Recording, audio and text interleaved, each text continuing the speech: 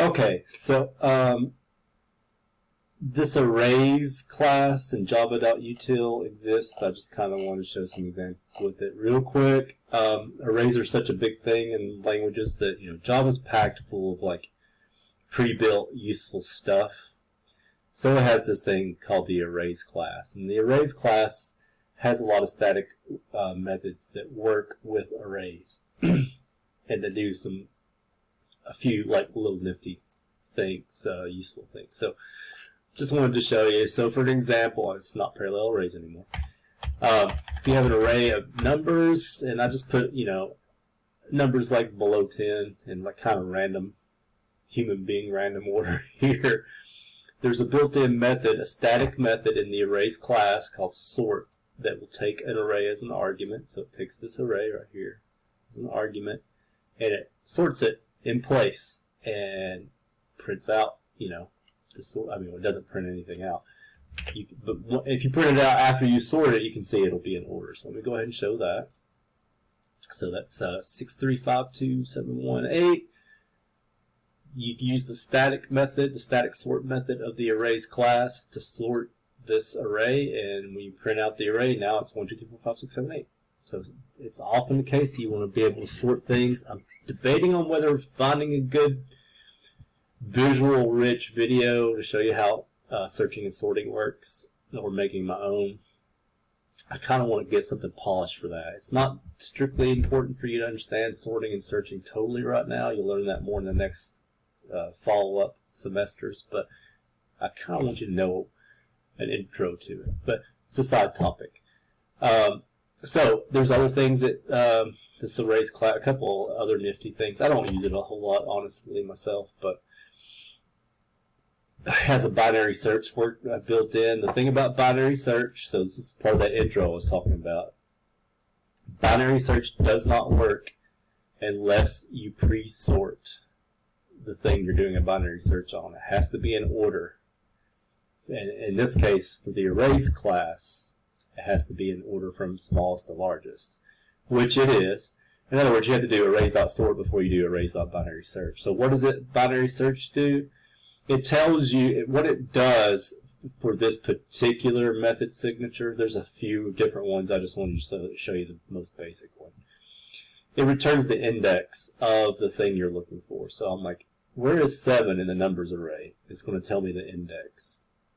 So if I run this, you'll notice it says 5. Why 5? Because after we sort the array, 7 is at 0, 1, 2, 3, 4, 5. I'm actually not sure because I don't use this a whole lot. What does it do if it doesn't appear? It's probably -1, -8. Okay, I don't know why it's -8. But it's going to be a negative number because it's not in the array. Okay, what else? 7 plus 8. No, that's not it. Let's see what -1 does. I'm just curious. -1. Not sure what the argument means in that case when it doesn't find it. It probably says it in the book. Does it say it here? If the key's not in the array, it returns negative insert index +1. So where the next thing would go, I guess. Let's see.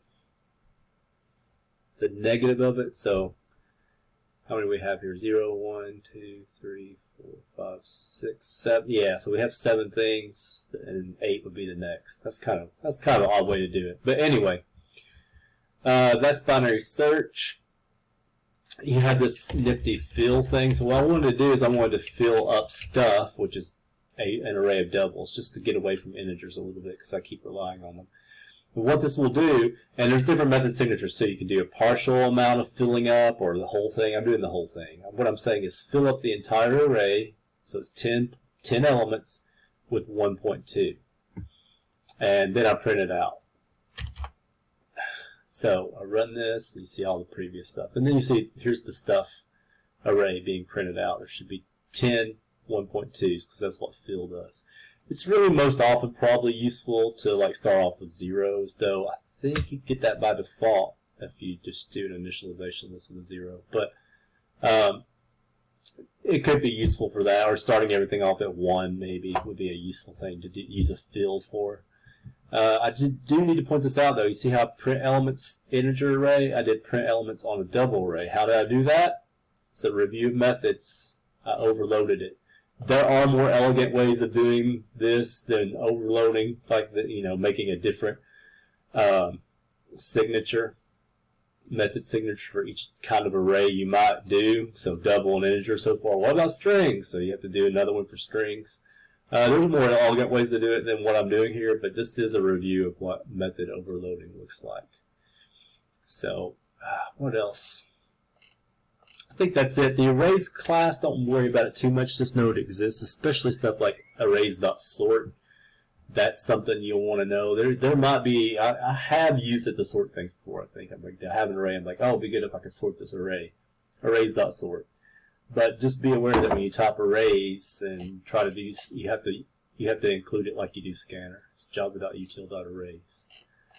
I think that's it for that one.